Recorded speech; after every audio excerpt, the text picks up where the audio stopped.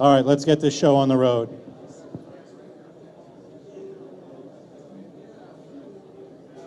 If we could just get these admirals to sit down. Sit down, and that's an order. Always wanted to do that. A long time. I know, the SEAL team will be... Okay, welcome to the 2019 Contest Forum. I'm your host, K1DG, and you're not. We have a very full program. We have 5 talks today instead of the usual 4, so everyone has to talk fast, and there's no time in the middle for any fooling around or other stuff. Here's the program. You may notice that I was just asking if VA2WA is here. Let me try one more time. VA2WA, are you in the room? Stand up, wave, do something. Okay, maybe he'll show up in about 20 minutes. If you know VA2WA and can contact him, please encourage him to grace us with his attendance. So here's the talks. In the program, it's some of the speakers have changed a little bit based on availability and so forth, but you'll see we'll be talking about the Team Exuberance WPX SSB operation at K3LR, live scoreboard stuff, WRTC 22 stuff, FT8 and the future of contesting, and TI7W and the quest for 10,000 QSOs. And with that, I'm done. Let me get up another presentation here. I can make that one go away. And I can, why is that one still here? Stand by, just a moment. I know it's here somewhere. Don't worry, I'm not going to lose the frequency. I'm up here with the microphone, and I'm good. Put him here. Talk amongst yourselves. Let's try this one. Okay, in your program it says that the speaker for this presentation is Violetta, but it's not. It's Marty, NN1C, who was here a minute ago. Marty. Come on up. You want to say hi to some of your friends here? Marty Soloway, NN1C.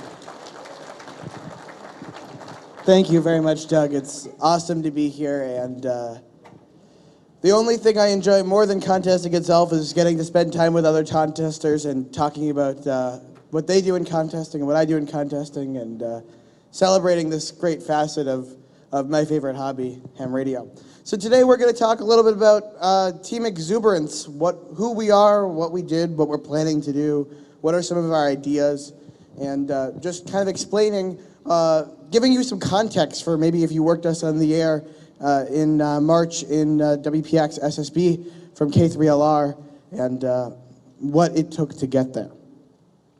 So am I. My name is Marty, NN1C, as I said. I was first licensed in 2014. I'm 17, I'm from Boston, Mass, and I've only been contesting about three and a half years, and not really a good single op. I like multis, I do a little bit of everything, and I've been pretty fortunate to get to use some pretty cool stations around the world. And there's a nice picture of me, where's my clicker? There we are. Okay, let's see if this works. And Tomy HA9T at the 75-meter position, it looks there at K3LR. So, what was the goal for this event we're talking about today? We're talking about CQWPX sideband, which was in March. And so we created a team of youth to operate a contest, to keep it simple. And the slogan was, old age and treachery will always win over youth and exuberance. That's what they told us was true, but is it? And we didn't think so. We thought we could change that status quo. So we wanted to prove it wrong. And can kids really do this radio sport contesting thing? So there's a little bit of a story here. Let's see. Excuse me.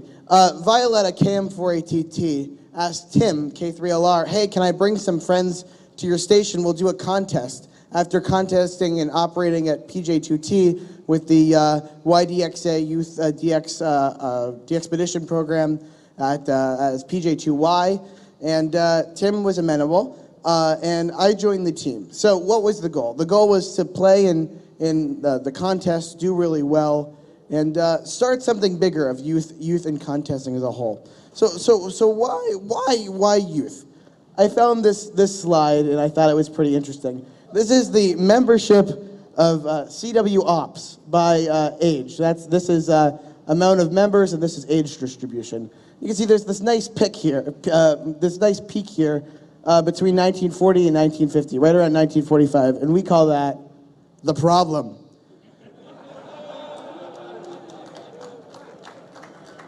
And there's this valley down here where it slopes down low right around 1990, 2000.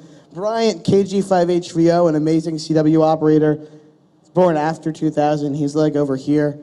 But I call that corner the solution to this problem. And the reason I thought that is this next slide, which is CW Ops Silent Keys and Survivors Forecast. If you take a look at this, you'll see in about 10 years, or 15 years, by 2030, nearly half of the members will be dead at the current trajectory. But we can change that. And if we're not making steps in the right direction, that's what the status quo might look like, right? So it's not a morbid statement. It's more a statement of encouragement. And we want to make a conscious effort to do something big to change that, right? Because one operation with 6 radio hams in West Middlesex, Pennsylvania can start something, but it's not certainly solving a problem on a larger scale. So that's what I want. See that nice, oops, what did I hit?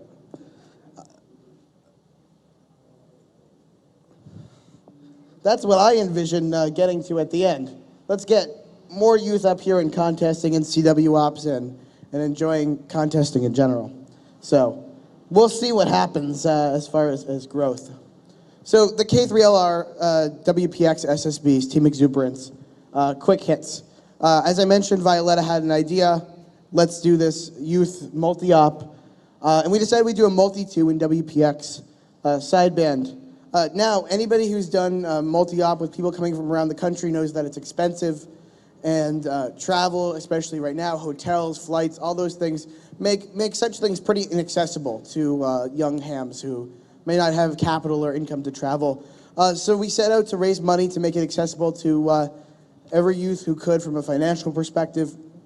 We started a GoFundMe, and through the extreme generosity of the contest community, we raised over $5,000 to make this trip happen, make this operation happen. And we're really proud of that. And just a big round of applause and thank you to everybody in this room and in the contest community who went out of their way to support such an operation.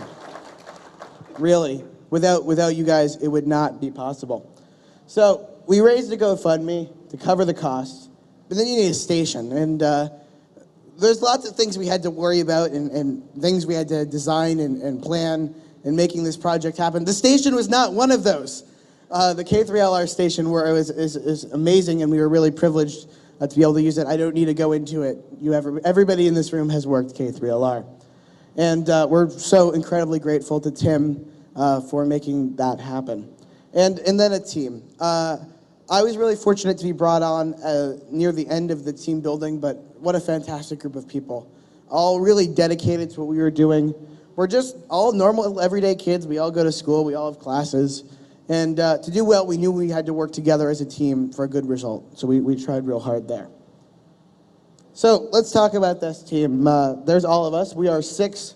That's 5 plus Levi, K6JO. He never sent me a photo. Let's just jump into it. We'll go through our bios real quick. You already know who I am. This is Tomi, HA9T. He comes from Hungary and is a fantastic CW op, HST guy, really terrific. We got Bryant Rascal, who's in the room. Everybody, Bryant, stand up, wave, will ya? Bryant's just terrific. Just passed Young Ham of the Year, really amazing guy. He was on our team, an operator in Germany, WRTC, really just awesome. We have David all the way from British Columbia. Probably the only person who can be in Ohio and see a caribou in British Columbia in the same day in contesting. Really just a great guy, amazing op. And Levi K6JO, who's a fantastic run guy all the way from Southern California. He had never seen snow before, and coming to K3LR was a good opportunity for that. And then my co-leader, who unfortunately could not be here today, Violetta KM4ATT, who's without her planning and vision and her idea, none of this would have been possible. And she's operated at W3LPL and now K3LR and is a fantastic contester. And obviously, without Violetta, there would be no Team Exuberance. So that CW Ops chart I started with is scary, but it's not the whole story, right? We can do something about it. So this event was a paradigm shift.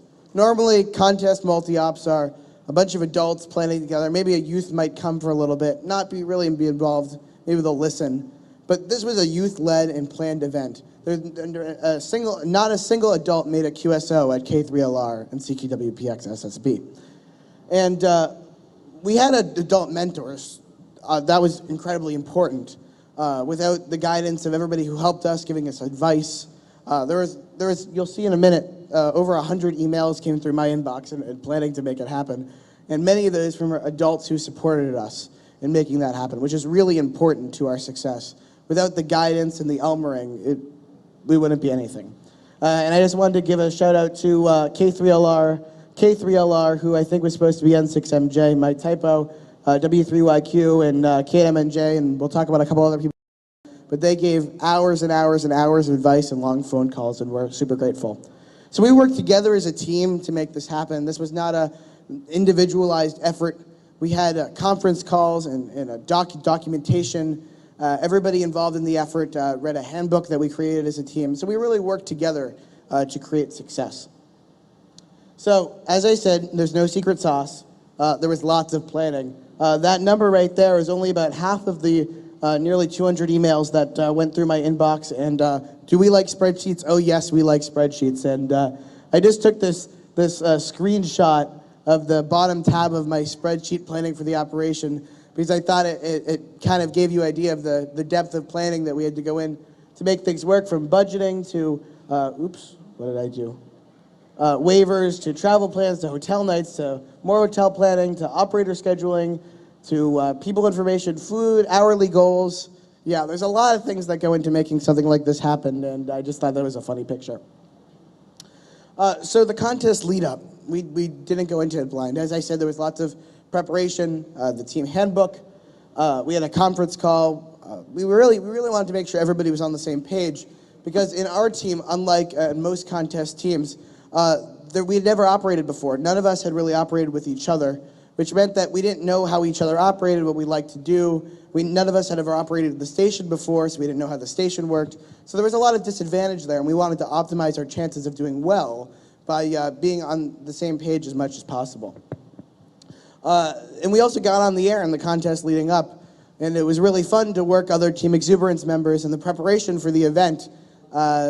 Two examples were the NAQ PSSB and the sideband sprint. When I was reading through the stats for the sideband sprint, I thought it was pretty funny. Over half the team ended up in the top 10 across the high power and low power categories.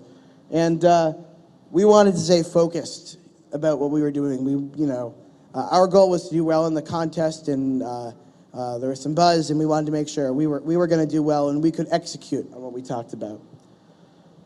So there was a strategic plan. We had hourly goals, we had rate goals, we had a team schedule, and we really worked hard to make sure everything went well. And as I said, we didn't have to worry about the station. The station worked well. So I found this picture when I was getting this slide deck ready, and I thought it was a nice story. This is all the operators right before the contest in front of the 20-meter tower at K3LR. Where we were all outside. It was pouring rain, it was cold, it was a Friday night in March, and we were all so excited for the contest, and that was a really special moment that I thought I would add in there. So the contest itself, you all know what contest is like. I don't need to give a play-by-play, but I just threw up a couple choice photos which I thought were nice highlights from the event. Here's Levi K6JO and David. on 80 meters, 75 meters there at K3LR, and whoa, does that play well. There's David and Violetta, my co-team leader on 40, and 40 works well, and 40 is an important band for us at WPX. We were there for every single hour of the contest, and that run share really was important. And so the contest ended, 0-0 Zulu rolled over on Sunday night, and it went okay. 6,000 Qs, 23.79 million points before log checking. We had well exceeded our goals. In my preparation for the contest, I forecasted what I thought would be a reasonable score, and it was about 30% less than what we did. So I was really pleased with the results, and what a strong team. I was really honored to be surrounded by a bunch of really talented operators.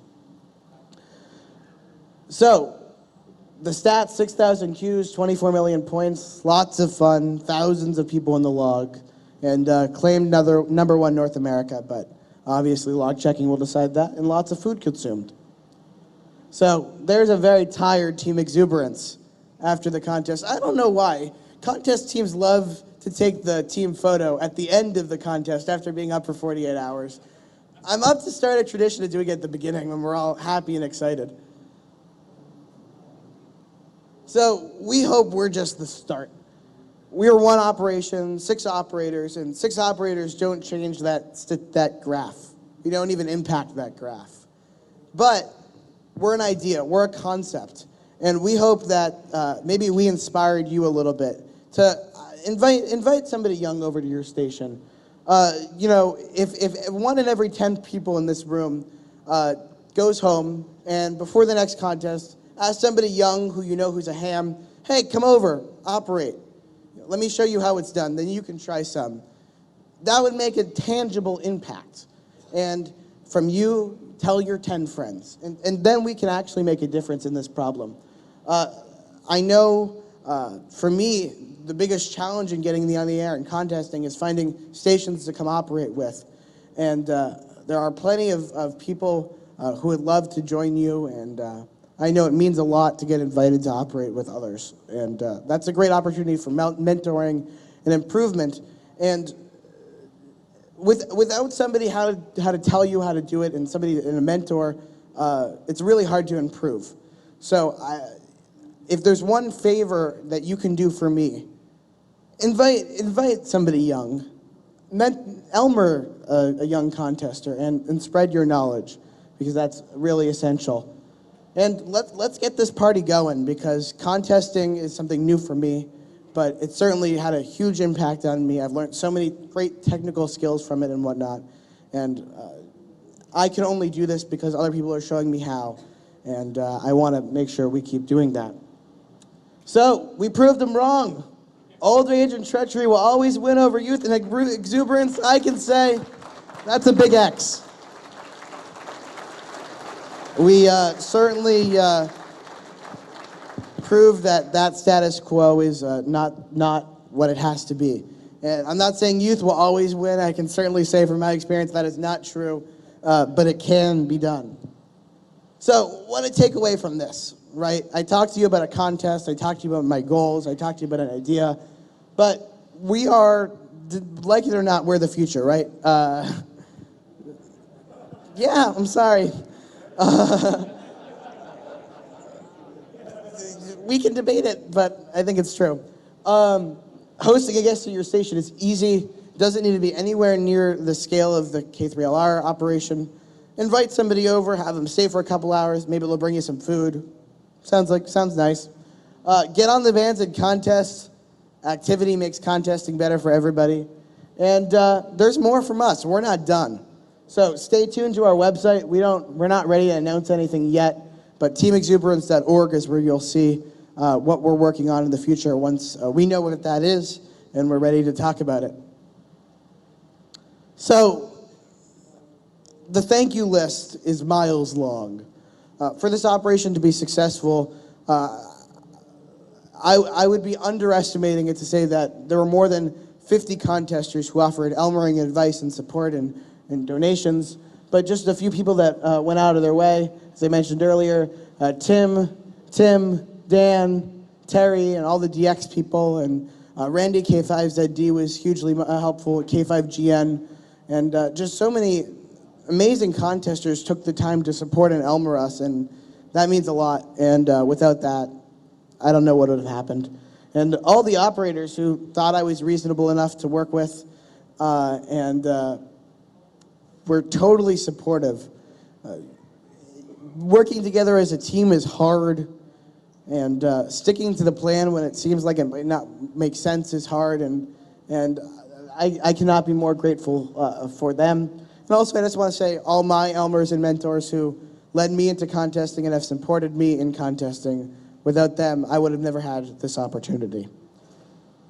So thanks. I appreciate it. I know we have a tight schedule. I don't want to keep everybody, but my contact info is there if you have an email. You want to send me one. And but wait, there's one more thing. Don't worry, I'm not going anywhere. There's a slide for that. When we raised money for this contest operation, we knew that it was going to be expensive. And we knew that there was going to be cost involved, but we didn't know exactly how much. And despite my Excel spreadsheets that you saw, by the time we were done, there was a little bit of a surplus. And we want to pass that surplus forward to other youth, because we think that youth in contesting and youth in DXing are really important. So I'm proud to say that by the time we were done, we had an excess of $800, and we're really honored today to present that $800 donation to the YDXA, who will be going to Curacao this summer to forward their efforts in youth and DXing, and hopefully some of them turn into contesters. We're really honored to be able to pass along some of our work here.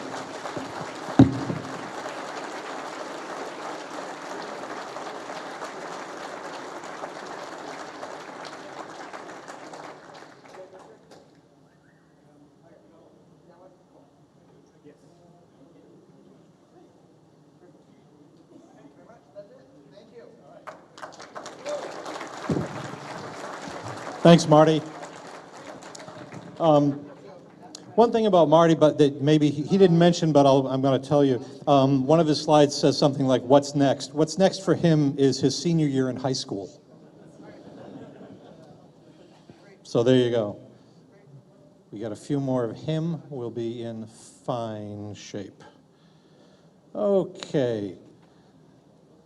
Let me try this one more time. VA2WA, are you in the room? VA2WA. Victor Alpha 2 Whiskey Alpha. I've heard of just-in-time delivery, but this is pushing our luck.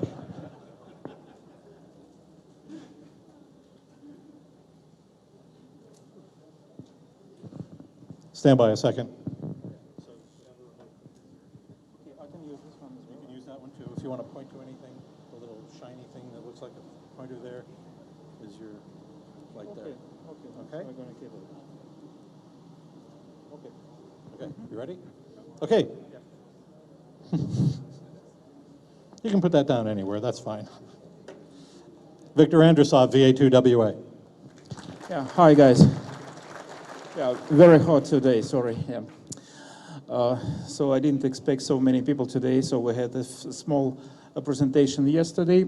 So we're going to use almost the same. No, sorry. Yeah, that's good.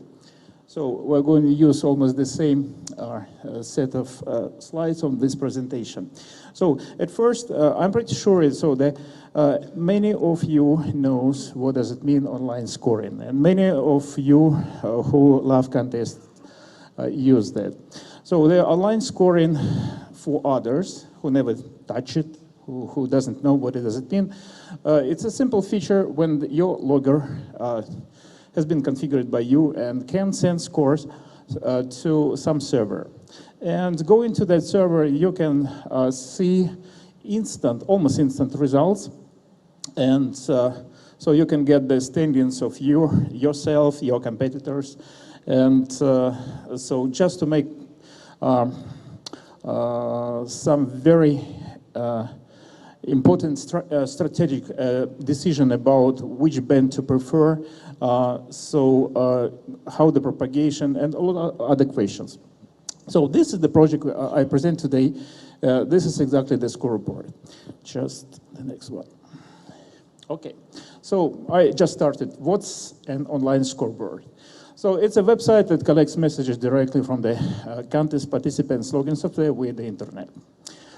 Once they publish it, so we do some small customization just to present this data in a way useful for contestants. So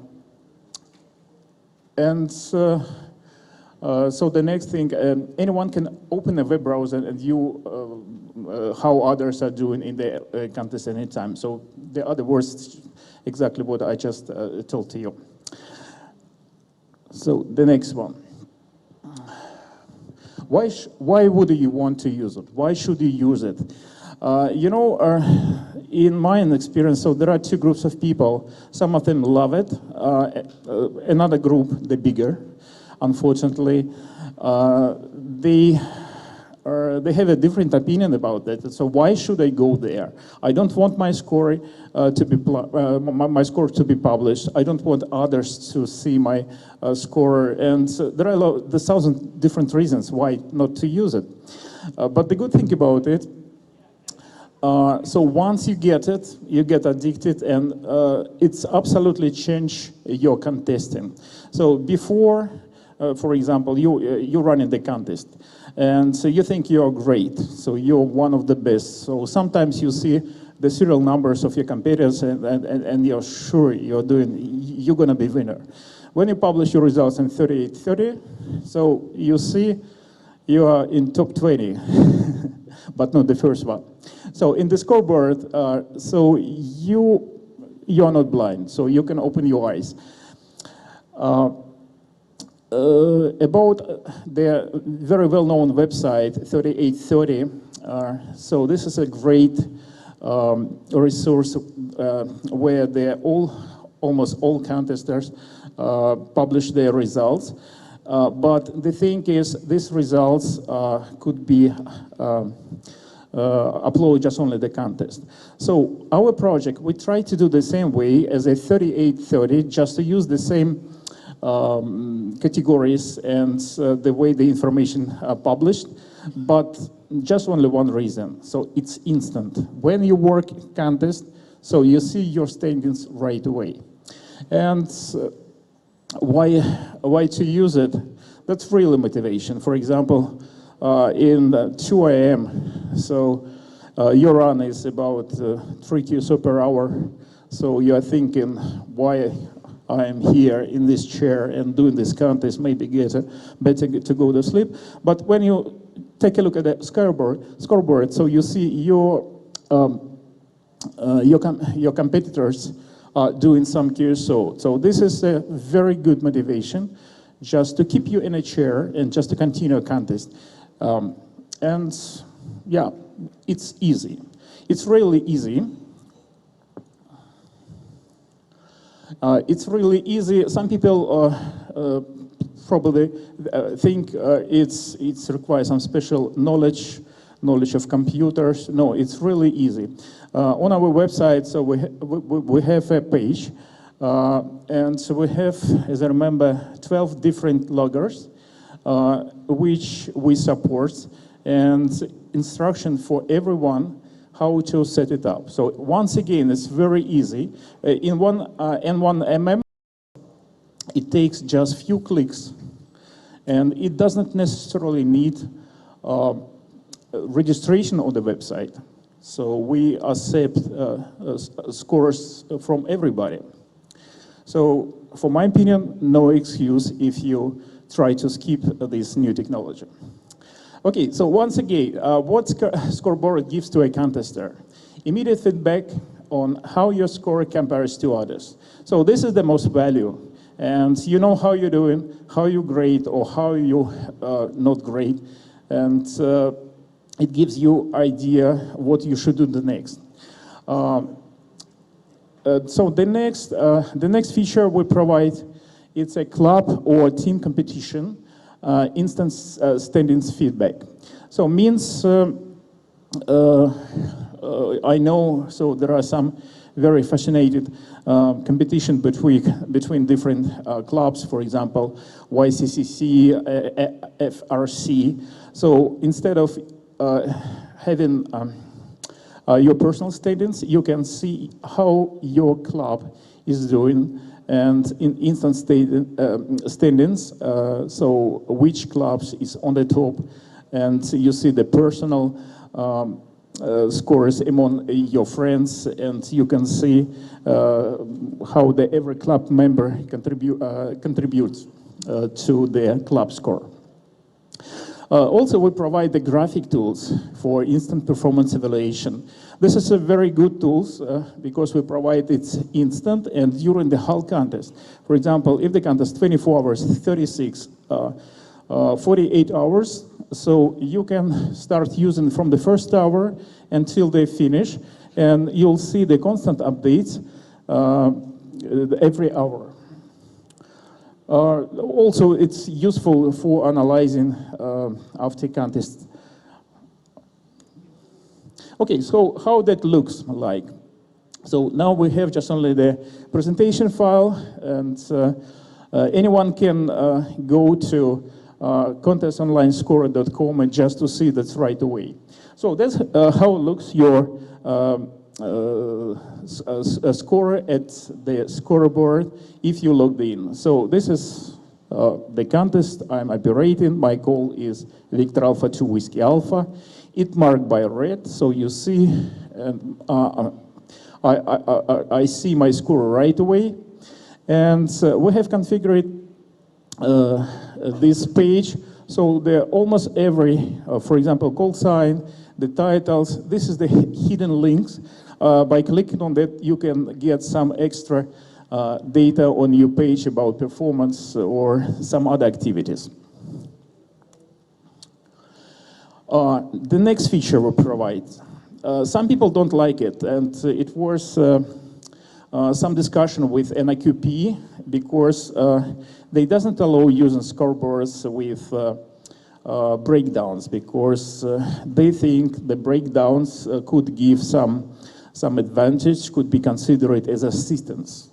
Well, anyway, so we have this feature. It could be used, it's not could be used. Some people like it, some doesn't. So what does it mean? Instead of the total number of QSO and multipliers, the summaries, we provide information for every band. For example, if you see the Alpha Alpha 3 Bravo call sign, so the first row it's 160, 14 QSO, and it has multiplier 2. On 80 meters, 79 QSO and multipliers is 54. It's very easy because you see right away if you lack of multipliers, and you see how others operate the different bands. The next tool we provide, since I'm also a contester, so I try to get better results. I have some targets, and I'm very concerned about the strategy. I would like to have a tool which could be customizable for what exactly I need. And in this matter, so this filter could allow you just to show information you really need. For example, you operate in single operated high power, and you absolutely don't need the QRP results or low power results. Also, you can easily switch off a display of multi-stations. Also, you see you can filter by using, if you operate in single band choice, so you can filter off the bands you need and provide just only data for bands you're operating in. Also, we can filter results by continents.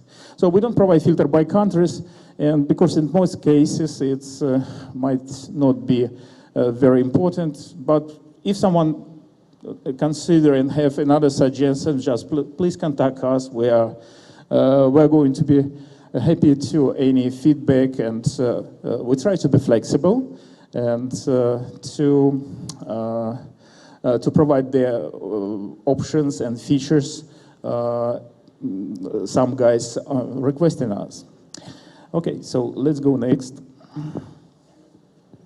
Instead of filter page, we have also another page, which is, we call it view. So that's exactly, I would like you just to take a look, because might be, it could be very exciting feature, everybody gonna love. For example, in general, our scoreboard provides data which split by categories. For example, we provide the first one is a multi, then multi-two, multi-single, single operators, and single operators in some contests like CQWW, WPX, they have the two categories, assisted and unassisted. So by default, we split them. Because once you operate in assistance, so it's interesting to see results from non-assisted category, but in some cases, maybe it's better just to have it on site. So you don't need to mix up your results with, your assisted results with non-assisted. The second option of the view, top 10. So this option only displays the top 10 highest score in each category. So you just start the contest, so you don't need all the hundreds rows. So you need just only to see the leaders, the high scores, and also the score your competitors. So you filter, every category has just only top 10 operators, and that's it. The next option, which is going to be activated on the next week, especially for the coming CQWPX contest. Chase the rabbit. So only displays the 5 scores immediately above and below your score. We're also thinking about just to put the top score in your category.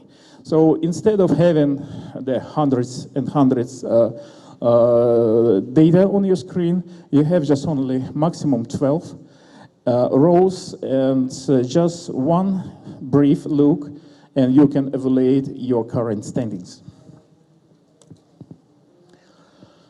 There is another feature, because everybody who run contests by using the modern loggers, especially SO2R, I hear some guys try to use the SO3R. So they don't really have too much free space on the desktop. So every square inch has a unique value. And we provide the 2 different interfaces. So for this top, we provided the stop interface, which is the big table with the club names. And we also have the mobile interface. Mobile interface is a very tiny, very small windows, which could be squeezed to minimum size. And usually when I run the contest, I have a very small windows just under the gray line table where I can see scores. Also, I filter out categories I don't need.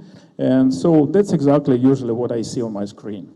So just one quick look, you see where you are, who above you, who behind you, and that really makes sense. As I told, we have a special page, club or team competition. So you could have such a table. As you see the club name, the total score, the club members having instantly right now, and you see the others clubs. So what we have, the Frankfurt Radio Club is on the top. Those guys are doing a really great job. And also we have the second Society of Midwest Contesters, Deep Dixie Contest Club. So you always can see this page for every competition. And on top of that, we have a similar page for teams, especially for contests having teams. For example, it could be activated for sweepstakes or an AQP contest.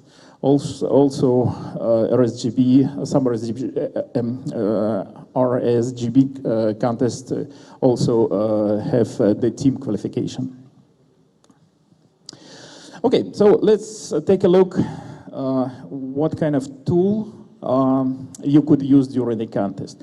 So this is, as I told, this is the graphic tools for performance evaluation. This could be easily get. You just click on your competitor call sign, and you see your competitor call sign and your personal call sign, and so you see by hourly information how you're doing. So this is just a general, the number of cursor and multiplier, and also we have the score, which is usually it comes next. So when I prepared this slide, it was not enough space to show this up. You also could filter out that by using by band. So you could have the hourly graph for 40 meters, 80 meters, 20 meters, so whatever you wish. This is the next option. So the same graph, it could easily could be switched to progressive graphs. It makes sense when you choosing a leader, and you can see how close you are, or when you finally overrate someone's score, so you can see that right away. So it's a very good visual tool. 5 minutes. Oh my God. Okay, so I try to be very brief, yeah, because I have just only 5 minutes. So a few more words about how exciting that could be. So the last CQWPX SSB, we started serving kind of the battles. For example, the two guys, Echo Alpha 8 Radio Mexico and Nancy Papa for Zulu, they decided to be on scoreboard all the time of the contest, 100%, and that was the battle. So one guy told, okay, let's do that. So we're gonna be uploaded the full data, including breaks down to the scoreboard, and so let's take a look who win. Okay, so Echo Alpha 8 Radio Mexico is the winner of the battle. Yeah. Oh, and after that, we can see and we can evaluate the performance by using graphic tools I just explained. It's an hourly rate, and this is progressive view. Okay, one small feature, so I'm almost done because this is the last slide.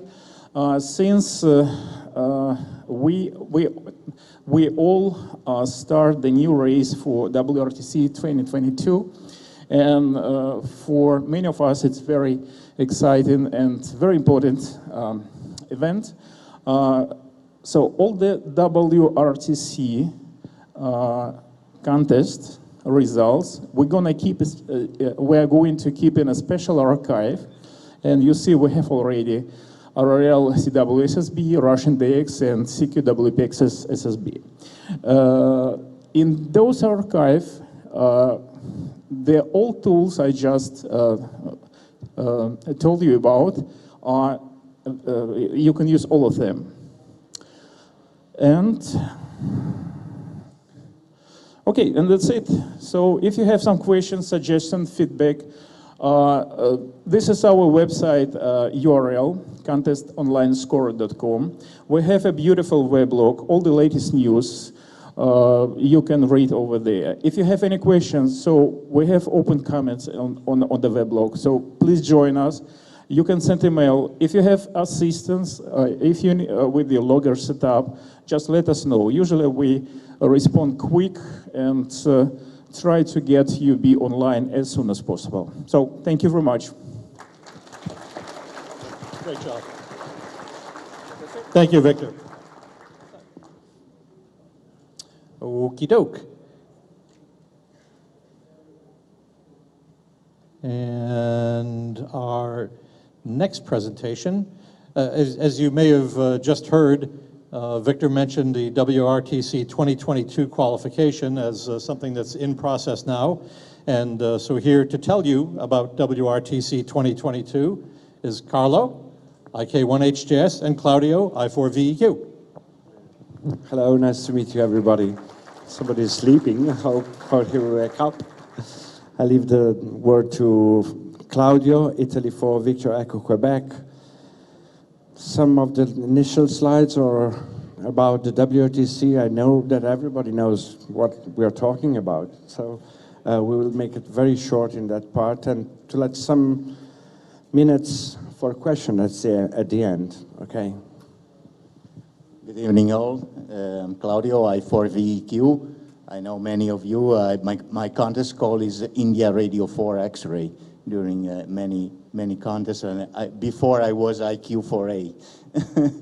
So I probably worked many of you during contest. And it's amazing to be here in Dayton for the first time because I can see so many friends that they were only till now, they were only calls in my mind. So it's really amazing to be here and to see all the amazing organization of the Dayton Forum at the Crown Plaza and also here in Dayton Fair. So let's go with the WRTC 2022 that will be held in Bologna, Italy. And first of all, we have a short presentation about this Radio Olympic Games. We have a short video. No, there is no audio.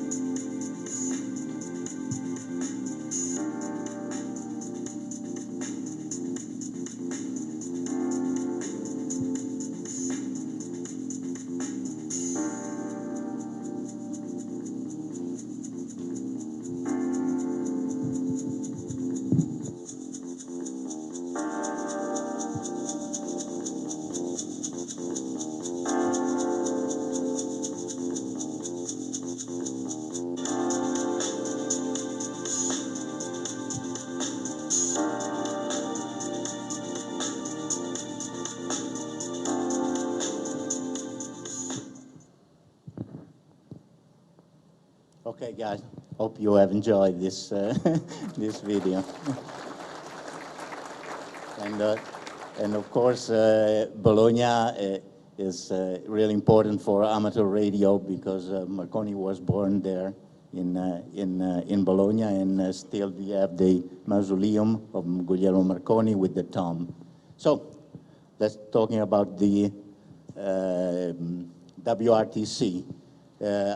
Probably most of you already know what is the WRTC, what the WRTC is, and so just to make a quick description about it, if someone doesn't know it.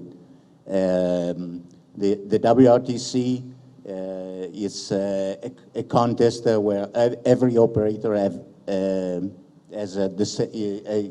the same condition.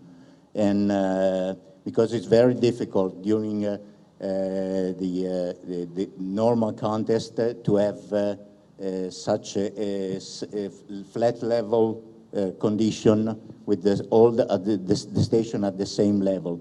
We always have different condition, different antenna, different position.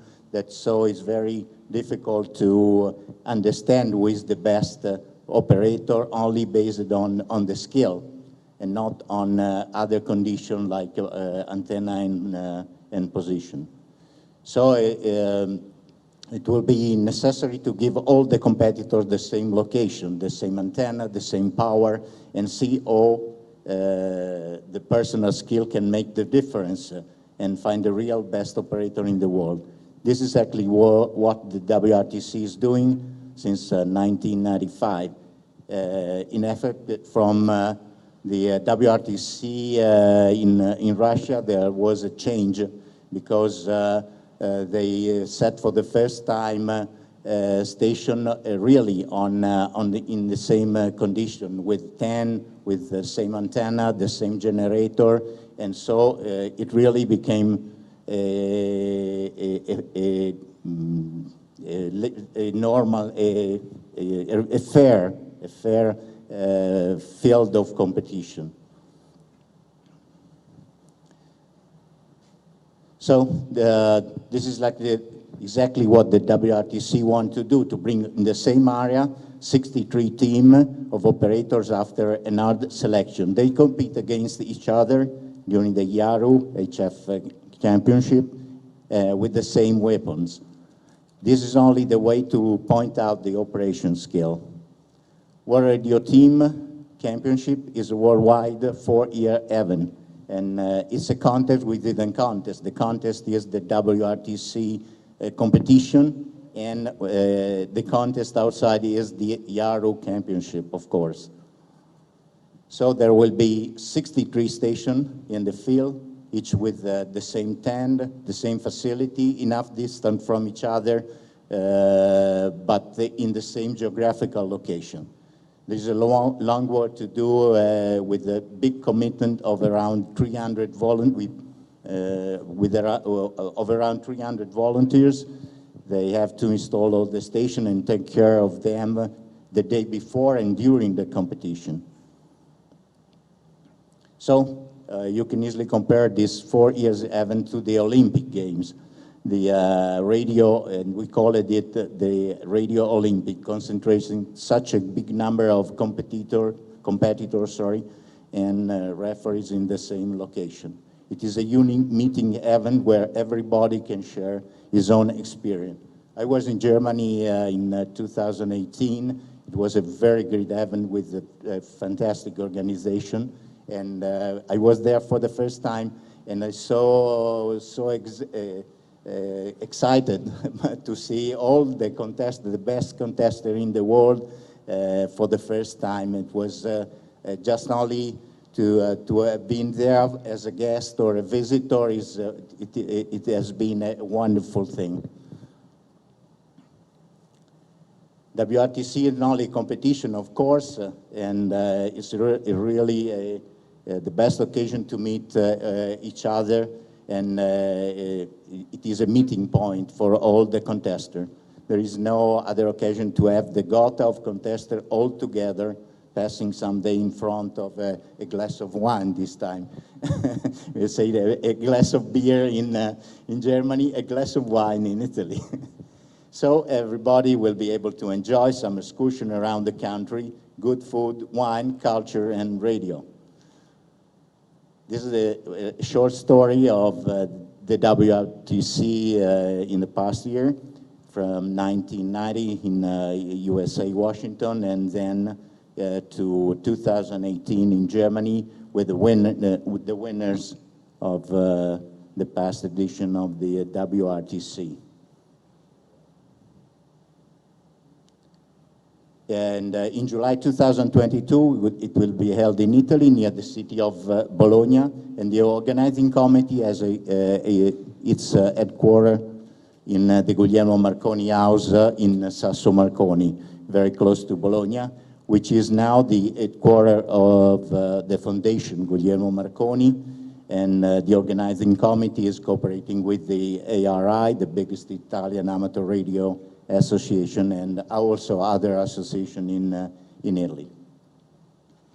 This is the house of Guglielmo Marconi, exactly where Guglielmo Marconi made the first radio transmission in 1895, and there is also a wonderful museum of all the equipments that Marconi used at that time. So it's very interesting for, I think, every amateur radio in the world. Participants will be hosted from Thursday before the contest for 6 days. This allows all competitors to set up and check the contest station in the field. Before and after the contest, there will be time for excursion around Emilia-Romagna. As you have seen from the video, there are a lot of interesting things around Bologna, from the Motor Valley, the Food Valley, and Bologna and other cities are really a historical historical site to visit. So that means that in Bologna in 2022, we will have more than 180 AMs with many guests. We expected to have over 1,000 people there from more than 40 different countries. So this is the organizing committee. I am a member of the organizing committee. Carlo is the chairman of the organizing committee. And we have also Fabio, I4 UFH, and Antonello, IT9 Echo Quebec Oscar, and Giuseppe, IZ4 Victor Yankee Yankee. Many of them are from the 4 area close to Bologna. The committee will need around 300 volunteers able to install and take care of all the 60, really are 63 stations, not only in the event, but also in the previous day. Committee will have a big budget. We will be looking for, so we are looking for sponsors all over the world, companies, club, or individual donation. And this is the area in Italy where the WRTC 2022 take place. You can see the city of Bologna, and we are just in the middle way from Florence to Venice, and we have an international airport in Bologna, so it's easy to reach from every part of the world. Any part of the world. And this is the area that we have chose for the WRTC this year. Is between Bologna and Ferrara. We have flat plains there, the very large flat plains. It is the largest plains in Italy, and this is the terrain. So it's really flat. So all the stations will be located at the same level. And so this is some photo copyright from Germany, WRTC 2018, the winners. And of course, the object of this presentation is to stimulate everybody to try to qualify for the WRTC 2022. Qualification are already starting in the beginning of 2019, and with the ARRL CW and then the ARRL SSB. And please consider donation for this project. All visitors and guests will be welcome in Bologna, so if you are not really competitors, please come. All visitor guests will be very welcome in Bologna. Plan to visit Italy. You can spend days before or after the WRTC to stay in Italy. July is really a wonderful season to visit the country. Consider to be a volunteer or an ambassador for your region and collect some donation for our project. Qualifications are hard. Two-year contests are at a very high level. Is a big commitment, I know, and probably you know too. Now selected, but we made some new change at the qualification rule. Now selected region are smaller than in the previous WRTC, and teammate qualification rules have changed, and this gives more possibility than before to get involved in the WRTC 2022. And please refer to the rules published on our website, wrtc2022.it. The standing ranking will be online in the next day, probably, with the first 3 contests, the 2 ARRL contests, SSB and CW, and the WPX contest. We still are waiting the Russian DX contest, but only with the climb score, of course, because we have no official score. Every log submitted in the WRTC event will be listed in our qualification ranking, qualification standing. And please check it for your call, because you may find yourself in a good position. And if you are not a team leader, probably you can be selected as a teammate. So that's Carlo talking about this is the WRTC 2018 with all the competitors and all the referee. And so, as you can, okay, this is the total budget in Italy, just to present that we need a great amount of euros and also of dollars, of course. And we stay a little bit lower than the previous edition, especially in USA and Germany. And just as a start, and we have to collect all the money. The most important donation came from individuals, so that's why we are here.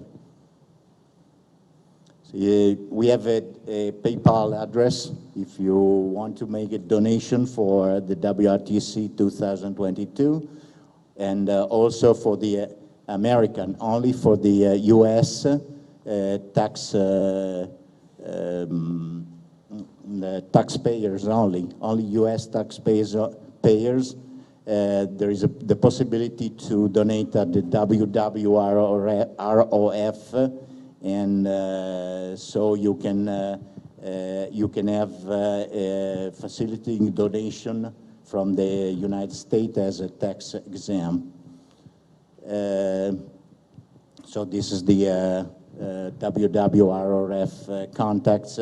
You can donate on PayPal or directly to the box 5229 at the WWROF. Please sign WRTC 2022 funds.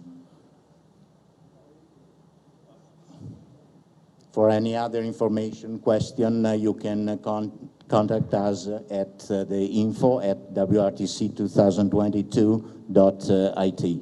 So thanks for being here, and see you all in Bologna in 2022.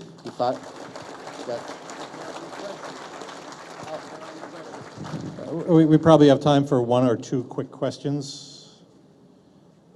And I know we do have one way back there. Yes, sir.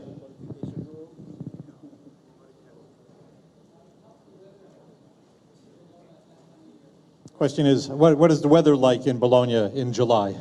Oh, it's hot, but I think it's a very good time to visit Bologna, because all the people in Bologna is all the people from Bologna is on the sea, so you can visit the city in the better way that.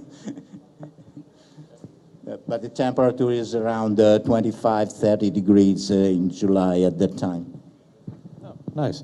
Okay, we have one more little thing for you before you step down. By the way, I think it's very generous of you to offer a Lamborghini as prize for the first place winner. So. We have two of this car at the airport in Bologna waiting for you. Okay, while you're here, and what are you doing here? Ward Silver, N0AX, the president of the Asme Foundation. Thank you. I've also been involved with WRTC. This is my 30th year of helping with WRTC. And I cannot believe we started from such a little thing, and here we are. The committee could not be more pleased to have such a dedicated, enthusiastic group. Claudio, thank you very much. And as I worked with the committees over the many years, it's so important at the beginning to support them, because they have to buy materials, they have to make commitments, they have to make deposits, all these things. And as the president of the Asme Foundation, I'm glad to make two grants here. The first grant is $5,000 to support WRTC 2022 with whatever it is that you guys need. And the second is a $1,500 grant to support the Ham Widows Ball. Bill Renzi has volunteered to host that again, and it's such a big part of WRTC. Gentlemen, thank you very, very much. There you go. There you go. It's me thanking you, Ward. Ward is working with us day by day, and it's helping us with his experience. Thank you to Yasmi and the Widow Ball. Thank you, everything. It's the first one, so it's the beginning. Okay. Beginning. Thank you. Thank you very much, guys. Okay. And as long as I'm up here, are we done here? Yes. Oh, gentlemen, we're finished. I would like to have Angel Vasquez come up. And most of you know him as WP3R, as a crushing signal from Puerto Rico.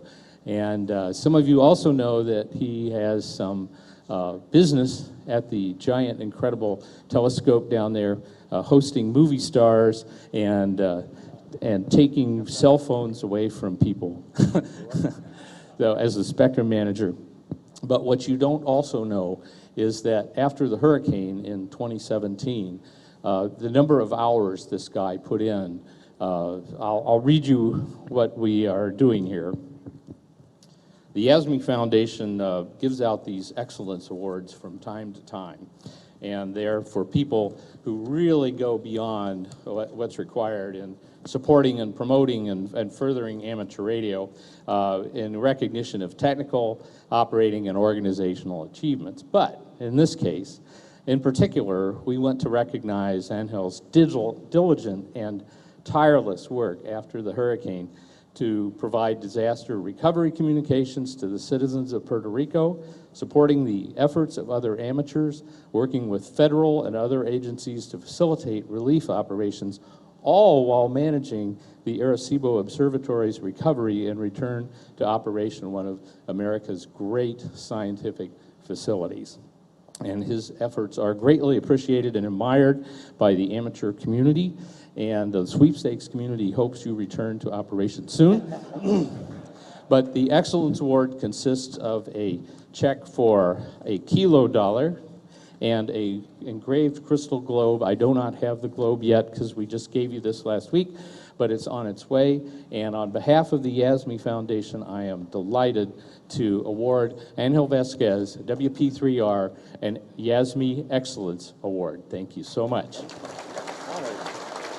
you very much.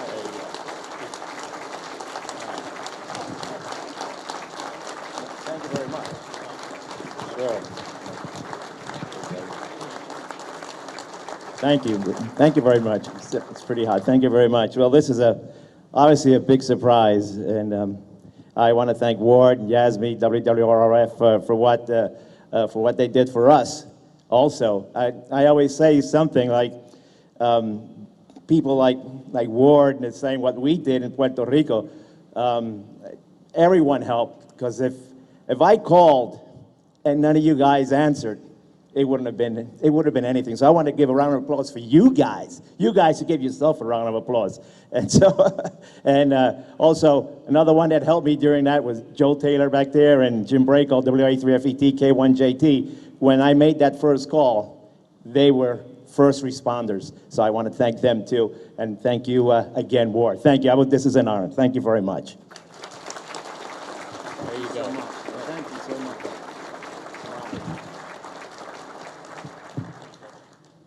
Thank you. Thank you very much. Can I get a selfie with Ward up here? So Oh, yeah. Nobody's going to believe this. They got some pictures. Okay. Okay. Yeah. Okay.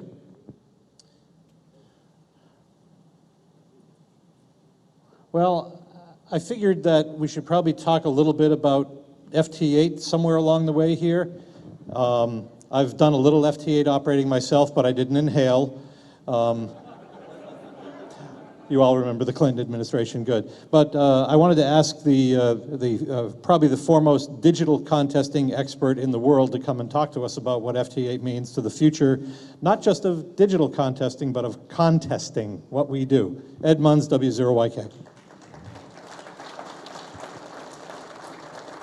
Thank you, Doug. Do you mind if I go up on the stage? Go ahead. You're going to need to... Oh, I can just carry this, can I? There's this tower right here that blocks out half the room. And then I move that. Okay.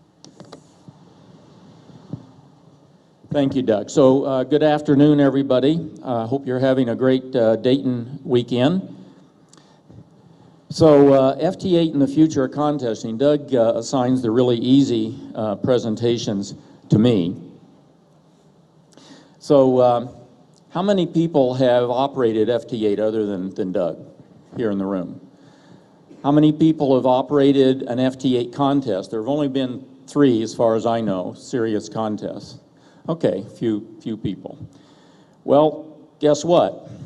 Since we organized this talk a few weeks ago, it's now FT4 that the WSJTX team has optimized for contesting. So it's a slight, changes to the protocol to really optimize more for contesting than for DXing. And I think this chart of the club log QSOs over the 2 years from spanning 2017 and 2018 really tells the story of what's going on. If you look at the left here, you can see, as you might expect, this is showing percentage of QSOs on a daily basis on club log. And you can see CW was leading, phone. The JT modes, as you probably would know, were far exceeding what the RIDI contacts were. In fact, if it weren't probably for the RIDI contests that were ongoing, the RIDI would be even much lower. But look what happened in the middle of 2017. I think it was the end of June, first part of July. There was this new thing that was at 0 called FT8 that came up in about 2 months, became the dominant mode on Logbook of the World. So this kind of got people's attention, I think, and it kept growing. And in fact, I went back and looked at data for the first week of May. And on the 22nd of April, I think it was, FT4 was released publicly, the focused, customized protocol for contesting. And so a little bit of the FT8 activity transferred to FT4, but it is really new. And you can see that the first week of May that the data is holding. Whoa. I guess there is a edge to the stage. Okay. So you can see that the data is holding like that. So what's going on here? If you look at Logbook of the World, same sort of thing. This is just looking at March data from 2017 compared to 2018. Of course, nothing in 2017 because FT8 hadn't been released. But look at sideband, CW, and RTTY, all decreased a little bit in that 1 year period. And FT8 came up and eclipsed them all. And then if you look at within digital, here we're putting the JT modes and the FT8 modes together. So this first set of bar graphs is comparing 2017 to 2018. And so you can see there was the JT modes were still eclipsing the other digital modes. But then when FT8 came out, it completely changed the ball game. And the basic thing we think that went on was that the cycle time, the QSO time and the TX time went down by a factor of 6. So looking at contests, so there's been 3 contests so far in the last 5 months, starting at the end of 2018. But first of all, looking at the RTTY Roundup, this is the whole history of the RTTY Roundup, and I'm showing the number of logs that are submitted, and I say on RTTY, the rules for the RTTY contest allow a number of digital modes, but in practice, the only logs that were submitted were really RTTY logs. And so despite the rules, it really was the RTTY Roundup, and that's where the logs came from. But look at what happened between 2018 and 2019. The number of RTTY logs, that is the number of logs that had some RTTY contacts in them, remained about the same. And in fact, over the last 6 years, that contest has kind of flattened out. It hasn't continued to grow like it was in the period before that. But we had 923 FT8 only logs that were completely incremental, and about 2/3 of those call signs were not in SuperCheck partial. So this means that these are people that, you know, had not been active in contests. And just prior to the RTTY Roundup, a month before, we had a contest that was FT8 only. It was called the FT8 Roundup. It used the same rules. So this was the very first FT8 contest. It was not, you know, sponsored by ARRL or CQ. We got the word out on the reflectors, and we had 1,253 logs submitted, just about the same number of logs that had some FT8 contacts in it in the RTTY Roundup.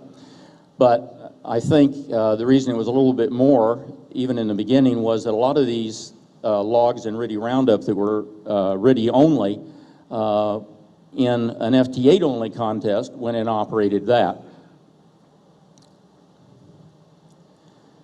So with apologies to Joe Taylor and the WSJTX team, I've got the Cliff Notes version. Does everyone know what Cliff Notes are? Or am I dating myself from decades ago? When I was in college, you could get a laminated sheet that told you everything about a very broad subject, like organic chemistry, all on one card, one plastic card. So this is my version of WSJTX information on one slide. So for those of you that don't know, it stands for Weak Signal Communication by Joe Taylor, -experimental.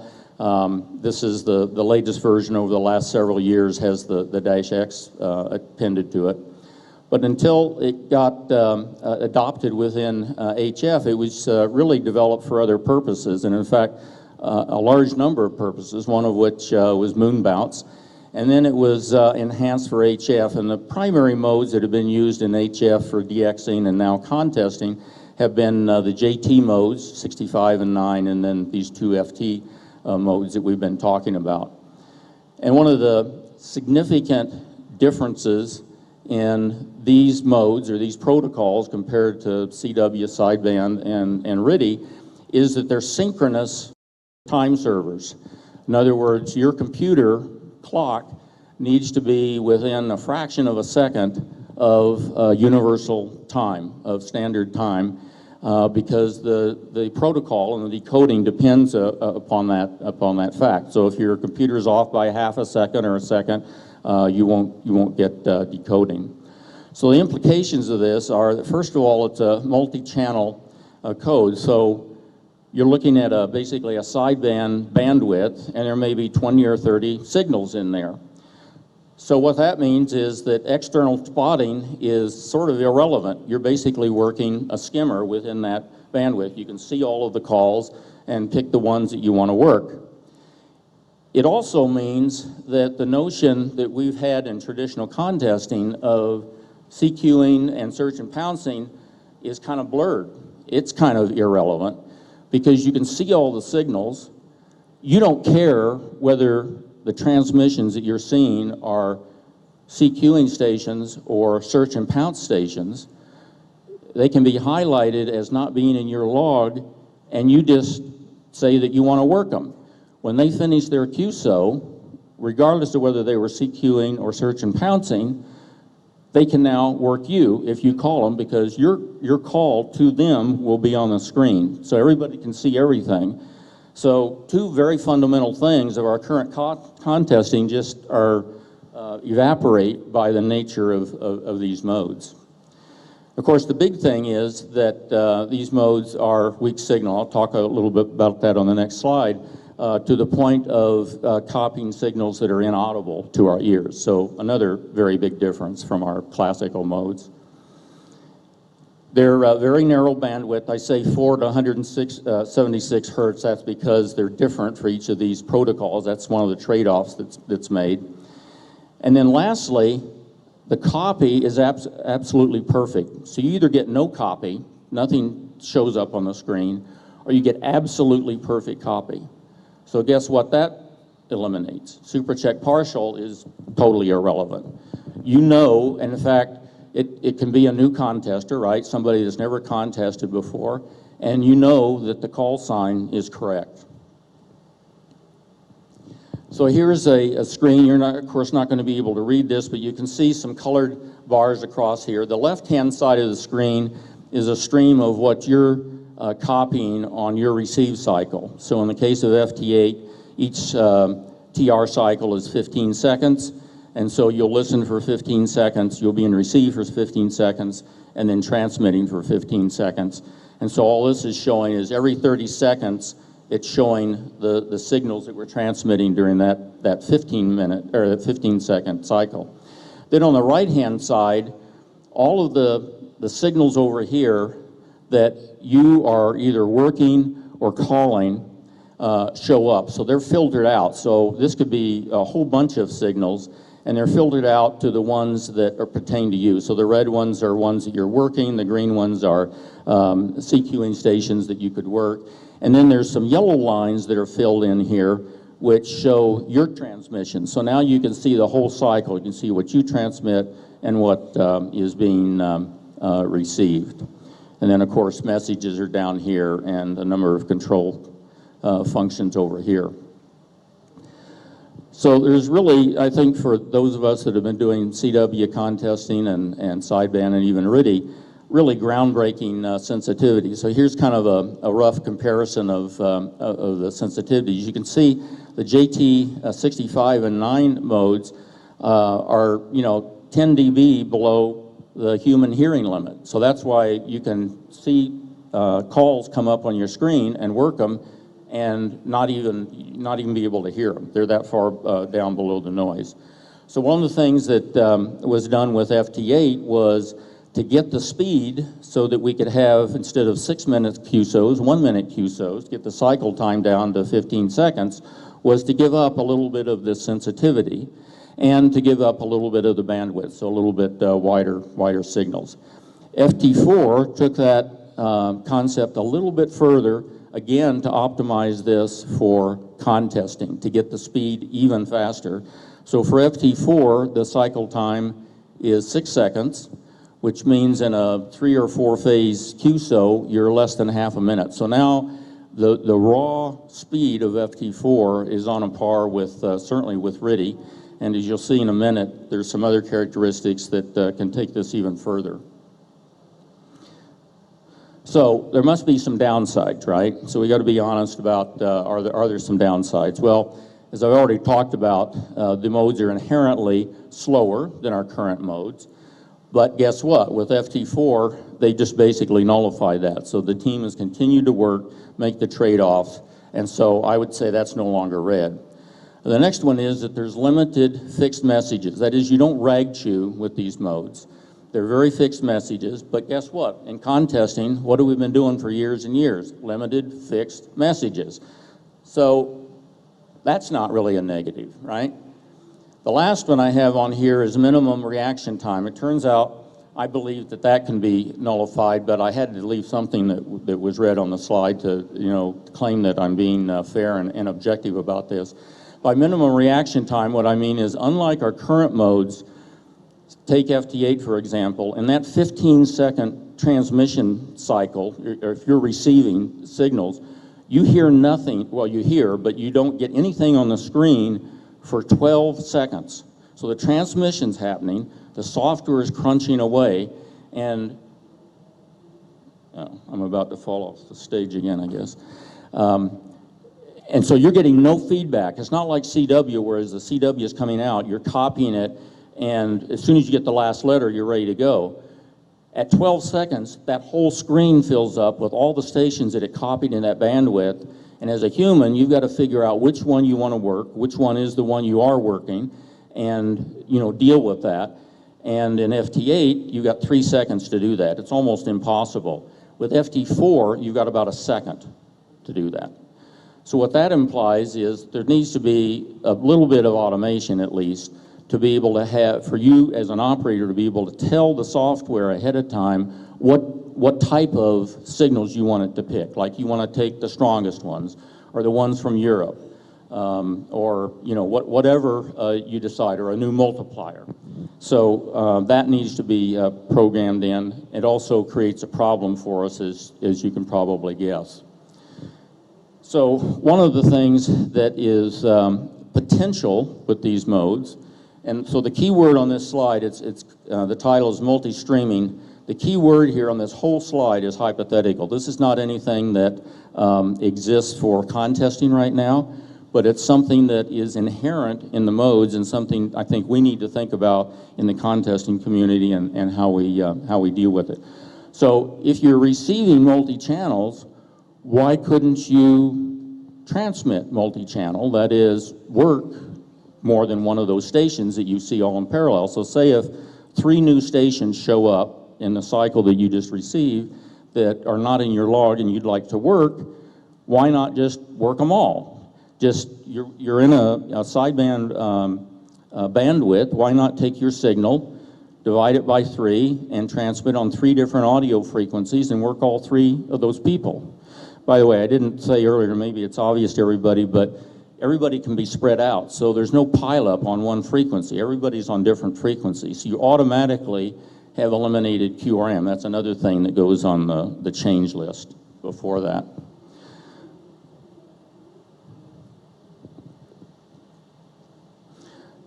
So one of the things I should point out is that this has not been implemented in the software right now, in the WSJT software.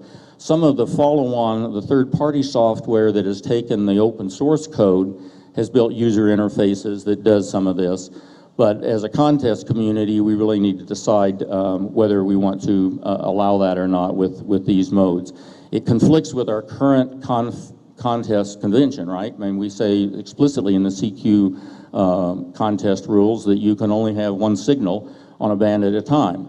Well, I could argue that, look, this is even less intrusive than within 1 sideband signal on a band at a time, because within that sideband bandwidth, I could transmit 3 or 5 times. That's even less than, I mean, there's an infinite number of signals when you transmit sideband, right? But the other way to look at it is that I'm transmitting on 3 audio frequencies within that bandwidth. Okay, the next thing is automation. In the, at least here in the States, in the FCC regulations, on the VHF modes, you can be totally automatic. So you could have a technology like this set up automatic on both ends and just have robots, working robots, right? And so it could just be a contest of designers, hardware and software designers building computers and software through their and using their radio to compete with each other on robotics. But in the HF bands, we don't have that luxury. There's very few, very small segments that we can do automation in, and so that's not going to be in the cards for contesting. So the question is, how much automation is okay? In other words, does the operator need to make some kind of a movement, a mouse click or something, every QSO, every transmission, every 10 minutes, like we identify with calls? What should it really be? So, just in summary, the questions that I think that are kind of key that as contest sponsors, as contest participants, and as the technology developers need to work together on to kind of sort out are these. Is multi-streaming really appropriate? Not for all of our other modes, but for this mode. And I would really hate to see the inherent technology capability of this mode be constrained by our classic modes and what we've done traditionally there. But how much automation should be allowed, and how much operating skill should be required? You can look at this and say there's no operating skill, right? The computer's doing everything. Well, that was exactly what I said 15 years ago when my contest club in California drugged me kicking and screaming into the RITI Roundup, it happened to be. They were gathering up all the CW contesters because there were only a handful of RITI contesters in the club, and they wanted to win the club competition, so they needed more butts and seats. So I made some really snide remarks about, looks to me like you can just set this software up and then the operator can go in the next room and drink beer. And they said, no, Ed, you don't understand how there's really a lot more to it than that. So I said, okay, I'll try it. So I got on and did it, and for the 48 hours after the contest, my ears were still ringing with the sound of RTTY. I hadn't learned that you have to turn the volume down. So I won the Pacific Division plaque that year, and I enjoyed myself during the contest, and as you all know, it turned me into a monster. But I think that might be what's going on here. Just because this seems strange to me, these modes, you can tell from the popularity there are a lot of people that are getting onto the modes. That first FT8 Roundup contest we had, 2 of the stations in the top 10 had never contested before. The winner of the contest had only been licensed, had only had a ham license for 2 years. So I think we need to be very careful about how we make a transition like we did from AM to sideband, or from hand keying to PC and keyer keying when we look at these technologies. But for me, I think it's really exciting to be able to live through a transition like this. I don't know where it's going. We didn't answer the question about the future, but maybe a week from now it'll be FT8 something else, or next year, and I think that's pretty exciting for our hobby, and it's certainly bringing a lot of activity into contesting. Thank you very much. Thank you, Ed.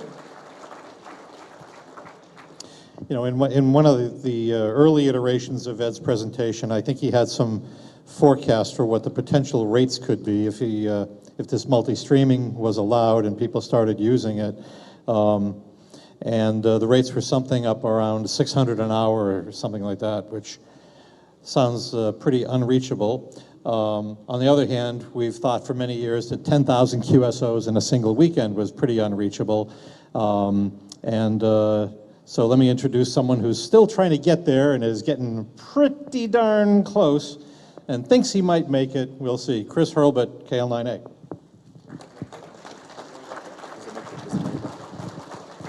This will be okay. It'll be okay. Thanks, Doug.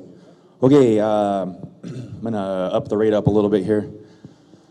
This is a kind of a hybrid thing. Cam N3KS was supposed to be here. He couldn't make it, so I kind of filling in. The first part is kind of the operator part. The second part is a station part, which is much more interesting. Cam's built a station in Costa Rica that is definitely world class. The first time I met Cam, he had me down for an ARRL-CW. He had a little Tennedyne log periodic, just kind of goofing off. His whole goal was just to live in Costa Rica, have some antennas to play with, you know, whatever. And now he's got one of the biggest stations in the Caribbean. So his goals have changed. So the stretch, the quest for 10,000 QSOs, the reason that it's called that is it was a barrier that only one person's broken. So it really should be the quest for 10,015 QSOs. N6MJ holds the record for most QSOs after log checking on CW, 10,014 from ZF2MJ in 2015. All things aside, that was kind of the groundbreaking, I mean, really groundbreaking contest operation. And if he did that today with different conditions or different, what he knows now, probably closer to 12,000. So 10,015 Qs is the goal. A little background, there's two other 10,000 QSO operators we know of. One in 1973, an ARRL phone by K0DQ, and then HC8A in 93, also ARRL phone. So it's quite the benchmark. Okay, so how do we do it? 2B SIQ, two-band synchronized interleaved QSOs, CT1BOH. A lot of you guys know what that is, just a quick high level. We're not running on one radio and search and pounce on the other. You're running in two, but you have to interleave them so you can do it efficiently. If you ever work someone who has about a second more delay than you would like, they're probably doing that. It's hard. Love it or hate it, it'll get you 400 an hour on CW, so that's what guys do. My goal as the operator was to go down and use Cam Station to its maximum. Kind of the opposite of the previous talk. What we're trying to do is maximize what the operator can do and push us as much as we can. The hardest thing I've ever done is this. We call it mental gymnastics because you're doing it for 48 hours straight. I can tell you that doing it for 2 hours straight, just jumble your head. Another 46 hours is really hard. So my goal was to go down and be ready, don't miss any 10-meter openings. We had a dedicated SDR, and I'll show you that. In Costa Rica, you know, we could be the king on that band if it opens. Don't want to miss anything there. Tune for multipliers at key times, so 44 hours of 2B SIQ, and then make sure you make that right. The formatting's kind of weird on here, I apologize. I'm not sure why the mouse is going all over the place. There we go. Pre-contest rest, exercise, and nutrition, that is huge. I could never go 48 hours without planning it ahead of time. No alcohol, no caffeine for 2 weeks before. Make sure you're eating plenty of food and resting. Get down there as soon as you can to be fully rested. It's very, very important. That sunrise wall on Sunday morning, I think everybody knows what that's like. 3 a.m. on Sunday morning. You're just over it. Why do I do this? I hate my life. This is the most ridiculous thing I've ever done. I could be outside sleeping with my family. You have to preemptively strike on that, so you hit the caffeine as hard as you can right then, for me. That way when sunrise comes up, you're not just kind of a blubbering idiot trying to copy guys and type at the same time. Of course, from Costa Rica to Point Land, you want to focus on DX, but we want to work USA whenever possible. The biggest thing is just, if anybody's going to call, we want them all to come at once. I don't want to focus on one area. I want to work everybody all the time. Let's bring it on. The best thing to do would be to have a pile up on both ears for 48 hours. That's what that's our goal. No 10 meters, that's not really realistic. No naps, 48 straight is required if we're gonna do this and we're gonna put up these big stations and we're gonna do all this training. We're gonna go all in and we're gonna do everything we can. Training for this starts in July usually, and we've talked about that before in other forums, but DX Log has a great trainer. You can do, it's exactly like on the radio, only harder. So you can train harder, go there, it's actually easier on the air. 10,000 QSOs is just over 208 an hour average, which is actually not that bad. If you think about it, 104 per radio. Most people can run probably 100 an hour pretty easy. So it's not that crazy. 12,000 Qs, 250 an hour, sustained. That means you have hours at 390, 380 for a long time, plus the low hours. It's definitely reasonable, I would say. Okay, key points. This is from Cam.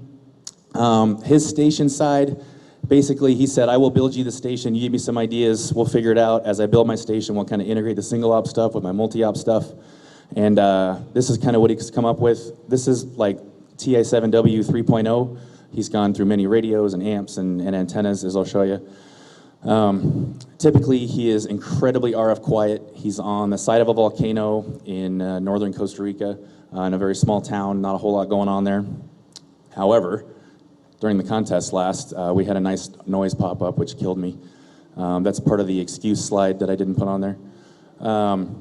He's looking for a radio that can have extremely good weak signal. I'm going to dumb it down because I'm not technical. Right now he's using a Flex 6600. I would say that he's on the bleeding edge of using these in this environment. And it was interesting since I didn't have a knob. As a guy like me, I didn't really know what to expect. So I got there on Monday, so I had a few days to play with them. They're pretty cool.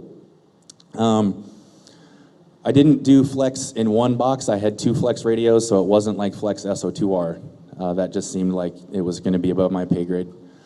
Power outages are a huge deal at CAMs, so he has a backup generator. It kicks on probably 25 times every contest. The problem with that is the amp fault. And one of my best 160 runs to Europe, my only 160 run to Europe, power goes out, amp faults for 3 minutes. I miss out on 10 cues, and I'm screaming. Cam comes out of the room, what's going on? I said, sorry, man. I got excited because I missed the PA on 160.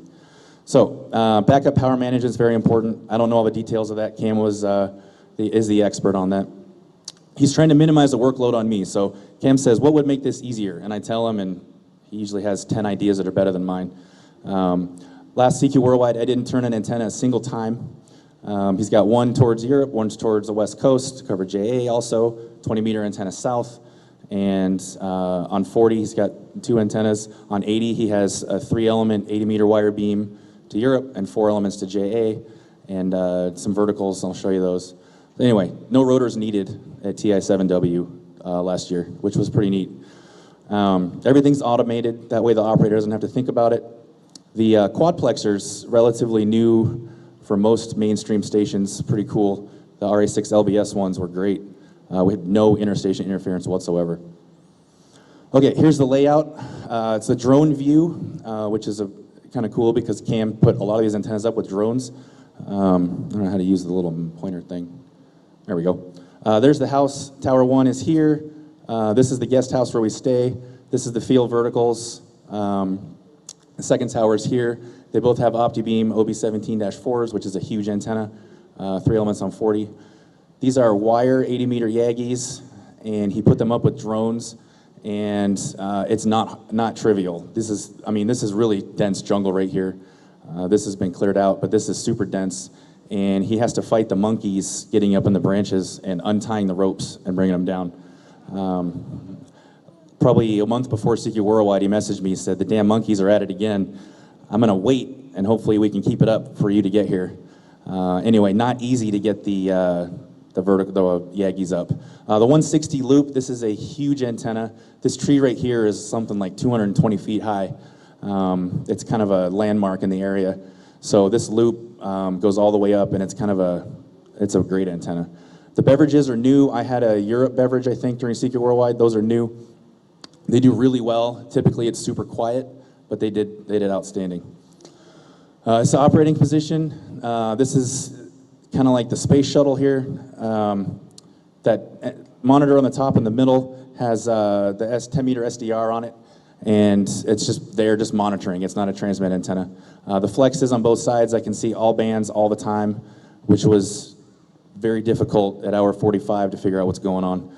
I just couldn't look at the screen and see where I was. But it's pretty ergonomic. It's got this table out here. 2 keyboards. Let me show you the next slide here. This is the DJ controllers used for controlling the radios. The left one for the left radio, right one for the right radio. This is a beverage switch, which was not there when I was there. Stack matches for the bands, pretty standard stuff. Power monitors, that way you know which one you're transmitting on when you're delirious. These are all programmable, so you can see the nice tape labels. That way Chris didn't forget what's going on. Switching in beverages was right in front of me. This was not intuitive to someone who had only seen it for 2 days. It's not like sitting in front of an ICOM or anything like that that's easy to use. So kind of a different setup, very much the opposite of what my competition was using. Here's another shot of it. One cool thing to note for this guy from the Northwest, sitting in this shack looking out the window, I mean, it's like out of a fairy tale. Toucans flying around and all these, super colorful birds and all this. We saw sloth out the window while I was operating one day. It was pretty cool. It makes you realize, oh, that's kind of me in Costa Rica. That's kind of neat. Something you will not get remote operating, which I, of course, am a fan of. This is pretty cool. So here's his big tower. There's a stack of 10 and 15s on the bottom, and they're fixed roughly East Coast, West Coast.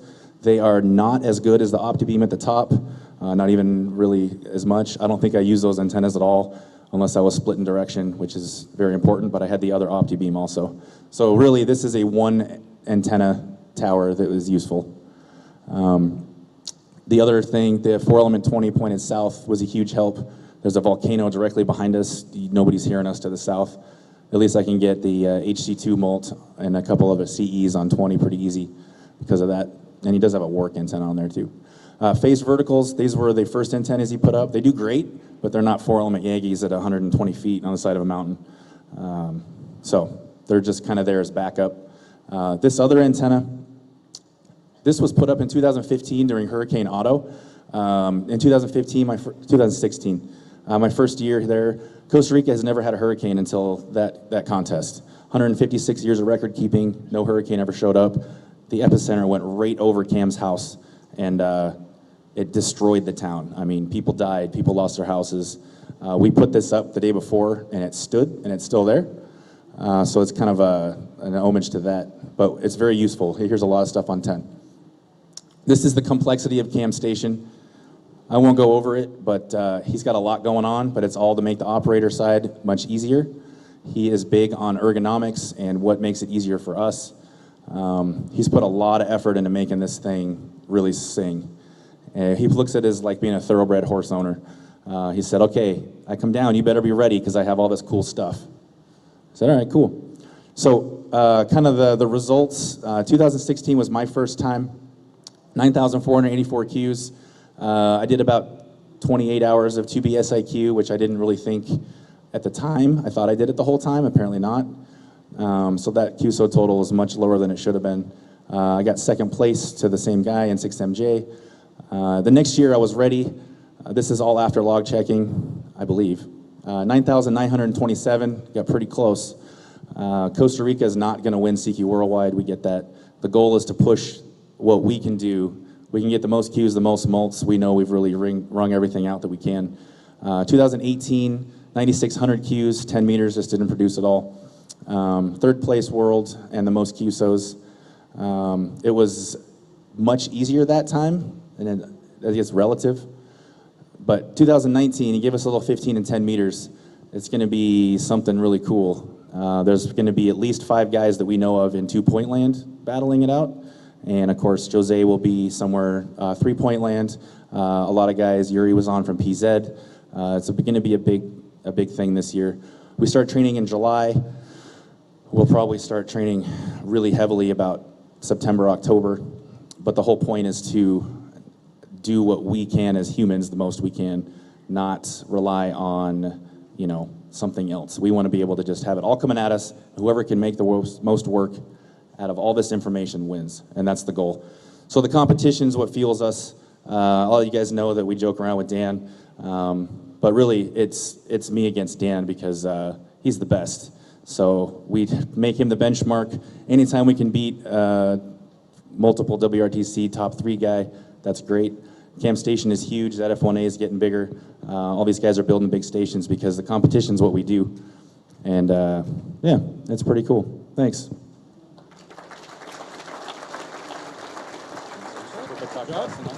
That was perfect. I told him he had to talk fast because we're going to be short on time. Well, that's it. Hope you enjoyed it. We'll see you in the suites tonight and in the next contest.